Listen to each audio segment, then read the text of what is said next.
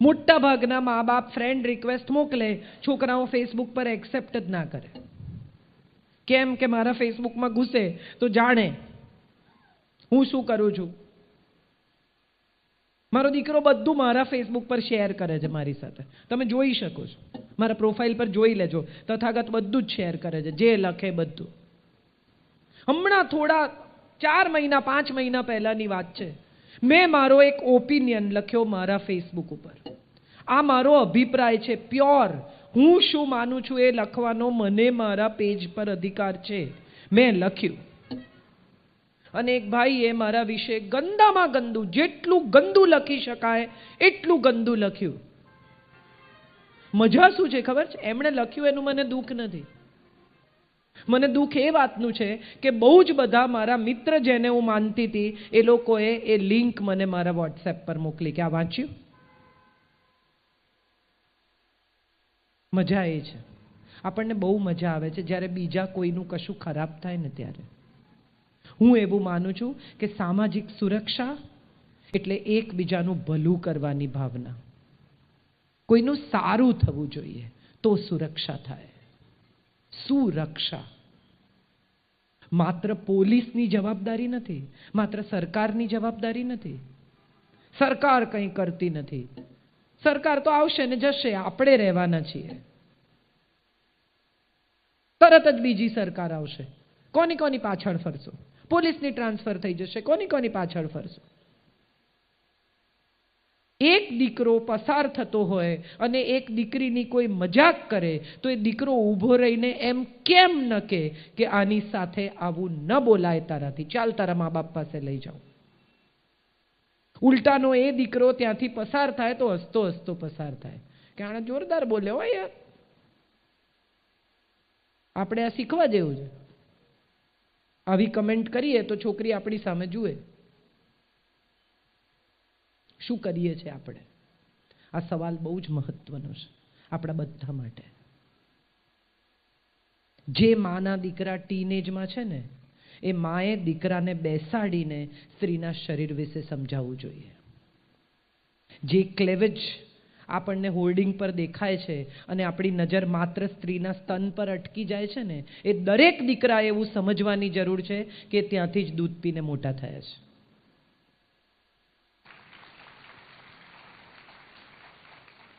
હમણાં જ એક ફિલ્મ છે નેટફ્લિક્સ પર, ન્યૂડ કરીને. જે લોકો પાસે નેટફ્લિક્સ હોય એ જરૂર જુએ, આવું મારું સજેશન છે. એક સ્ત્રી ન્યૂડ મોડલિંગ કરે છે આર્ટ સ્કૂલ માટે. એના ન્યૂડ પેઇન્ટિંગ્સનું એક્ઝિબિશન છે. એનો પોતાનો દીકરો એના પેઇન્ટિંગની સામે ઊભો રહીને એક્સાઇટ થાય છે. જેવી એની નજર ઉપર જાય છે માના ચહેરા પર, એવો એ પેઇન્ટર સાથે જઈને ઝઘડવા લાગે છે. બસ આપણે આ જ છીએ, દંભી, જુઠ્ઠા. મારી બેન, મારી પત્ની, મારી દીકરી સેફ હોવી જોઈએ, બાકી બધાનું જે થવું હોય તે થાય, ચૂલામાં જાય. સંજયભાઈએ કહ્યું 4 દીકરીના પિતા છે. આઈ એમ શ્યોર એમને ખબર હશે કેટલું ગંભીર છે આ.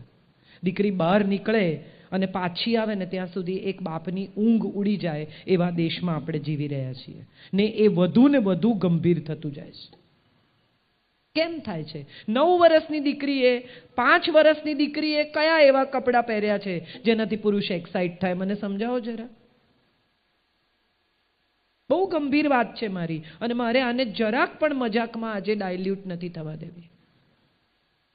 તમારે બધાએ આ સમજવાની જરૂર છે ને હું તો સમજુ જ છું કે રોજ સવારે છાપામાં આપણને 2 રેપ, 1 મોલેસ્ટેશન, 2 ધોખાધડી આજ આપણે વાંચીએ છીએ. એક રિક્ષાવાળો પાકીટ પાછું આપી જાય ને તો એ 3જા પાને ક્યાંક ખૂણામાં લખ્યું હોય, આશુભાઈ બેઠા છે, એમને તો બરાબર ખબર છે, તંત્રી તરીકે કામ કરી ચૂક્યા છે. એ ક્યાંક 3જા 4થા પાને આટલા નાના ન્યૂઝ હોય. અને દાઉદ ઇબ્રાહિમ ધડાકા કરે કે કોઈ RSS વાળા જઈને દુકાનો તોડે કે કોઈ છોકરીને મારે કે કોઈ વેલેન્ટાઇન ડે બંધ કરાવી દે કે ફલાણું કરે કે મંદિરમાં કંઈ થાય તો એના ન્યૂઝ હેડલાઇન બને. મીડિયાનો પણ બહુ મોટો રોલ છે આમાં. સંજયભાઈએ ફિલ્મોની વાત કરી. ખાલી પ્રેમ નહીં સંજયભાઈ, વિલનને જુદા જુદા ગેટઅપ આપવામાં આવે છે. હીરો બિચારો કંઈ ન કરે, વિલન કેટલો હેન્ડસમ છે, વિલન કેટલો સ્ટાઇલિશ છે, વિલનનો લુક શું બનાવીશું એના પર વધારે કામ કરે હીરોના લુક કરતા. વિલનને ડાયલોગ આપે, મોગેમ્બો ખુશ હુઆ, લોકોને હજી બી યાદ છે. કિતને આદમી થે હજી બી યાદ છે. આજથી કેટલા વર્ષ પહેલા બનેલી ફિલ્મ અપને પરાએ, એમાં શત્રુઘ્ન સિન્હા પહેલી વાર વિલન તરીકે આવે. એમાં બોલે છે શામ સે કહેના ચેનુ આયા થા. બધાને આજે પણ યાદ છે શામ સે કહેના ચેનુ આયા થા. વિલનના ડાયલોગ યાદ છે આપણને બધાને. ડોક્ટર ડેંગ યાદ છે આપણને. શાન નો શાકાલ યાદ છે આપણને. વિલનના અડ્ડા એવા ફેન્સી બનાવે બધા. આમ ટેકનોલોજી હોય ને ઉકળતું હોય ને કંઈક પડતું હોય ને કંઈક થતું હોય ને હીરો બિચારો ત્યાં જઈને સ્ટ્રગલ કરે. બધાને એવું સમજાય કે આ હીરો થઈએ તો સ્ટ્રગલ કરવી પડે, વિલન થઈએ તો આવા અડ્ડા મળે. હા કે ના? સમજાય છે મારી વાત? પહોંચે છે ધીરે ધીરે? આ ફિલ્મો કોઈ કારણ વગર તમને કંઈક એવું આપે છે જે નોનસેન્સ છે, મનોરંજન છે, જઈને જોવાનું, ઘેર આવીને ભૂલી જવાનું. આનું કોઈ મહત્વ નથી. આવા વિલનો જગતમાં ક્યાંય આવા અડ્ડા હોતા નથી. આવા કોઈ આઇલેન્ડ ઉપર હેલિકોપ્ટરો ઉતરતા નથી, અને ઉતરે તો સરકાર ઉતરવા દેતી નથી. અહીંથી ખાલી તમારે દમણની અંદર દાખલ થવું હોય ને તો એ 3 ચોકી વટાવવી પડે છે. અહીંથી તમારે દીવ જવું હોય ને, બહાર નીકળવું હોય, એક બાટલી દારૂ લાવવો હોય ને તો એ 3 વાર ડેકી ખોલાવે છે. એમ ખોખા ને ખોખા દારૂ કોઈ લઈ જઈ શકતું નથી ને કોઈ લાવી શકતું નથી. આપણે બધા ગ્લેમરાઇઝ થઈ ગયા છીએ કે વિલન આવો હોય, દાઉદ નામ ચશ્મા પહેરેલા ફોટા આમ મૂકે બધા. એ કેવા રેબેનના ગ્લાસ પહેરે છે ને, શું કરે છે ને, એ કેવી રીતે ફિક્સર છે ને.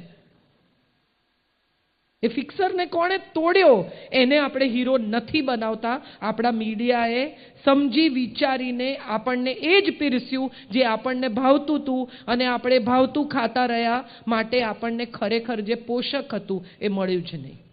This is the truth of life. વિરોધ કરવો જોઈએ આનો. હું કરું છું. નેટફ્લિક્સ ઉપર સેન્સરશિપ નથી. પુષ્કળ હિંસા, પુષ્કળ કચરો, પુષ્કળ બ્લડ શેડ, પુષ્કળ સેક્સ, વાયલન્સ ભરપૂર વેચાય છે અને બધા જુએ છે, કારણ કે બધાને એમ છે કે જીવનનું આ જ સત્ય છે. ખજુરાહો એ પણ સેક્સ છે, પણ કેટલી કલાત્મકતાથી રજૂ કરવામાં આવ્યું છે, જેમાંથી સર્જનની પ્રવૃત્તિ થાય છે. આપણે બધા જ્યાંથી જન્મ્યા છીએ એને આવી ગંદી રીતે રજૂ કરવાનું, આટલી વલ્ગર રીતે, અને એને આપણે જોઈએ છીએ, આપણને મજા પડે છે સાહેબ. અહીં બેઠેલા મારા તમામ યુવાન દીકરાઓને મારે કહેવું છે, અને આ વાત તમને એટલા માટે કહું છું કારણ કે તમે આવતીકાલનું ભવિષ્ય છો. જ્યારે જ્યારે એક નગ્ન સ્ત્રીનો ફોટો જુઓ ને ત્યારે એવું યાદ કરજો કે એ સ્ત્રી પણ કોઈની માં છે, એ પણ કોઈની બહેન છે, એ પણ કોઈની દીકરી હશે. રાજ કપૂરની એક ફિલ્મ છે, એમાં પ્રેમનાથ એને એક સેક્સ વર્કરને ત્યાં લઈ જાય છે. રાજ કપૂર અંદર જાય છે અને બહાર આવે છે ને પ્રેમનાથ એને પૂછે છે કે શું થયું, મજા ના પડી? રાજ કપૂર બહાર આવીને કહે છે કે ઉધર તો औरत है ही नहीं, उधर तो एक माँ है. આપણે બધા આ વાત સમજવા તૈયાર નથી, અને હવેના સમાજમાં માત્ર સ્ત્રીઓ અનસેફ છે એવું નહીં માનતા, પુરુષો પણ અનસેફ છે. સ્ત્રીઓ પાસે જે પાવર આવ્યો છે, મોરબી તો નાનકડું ગામ છે, નાનકડું શહેર છે, કદાચ તમે એમાંથી પસાર ન થાઓ, પણ મોટા કોર્પોરેટ્સમાં જ્યાં સ્ત્રીઓ સીઈઓના પદ ઉપર છે ત્યાં પુરુષોનું પણ ભરપૂર એક્સપ્લોઇટેશન થાય છે. ને હું અહીંથી ઓથેન્ટિકલી મારી જાણકારી સાથે કહું છું, પુરુષોના પણ અપહરણ થાય છે. પુરુષો પાસે પણ સેક્સ વર્કિંગનું કામ કરાવાય છે.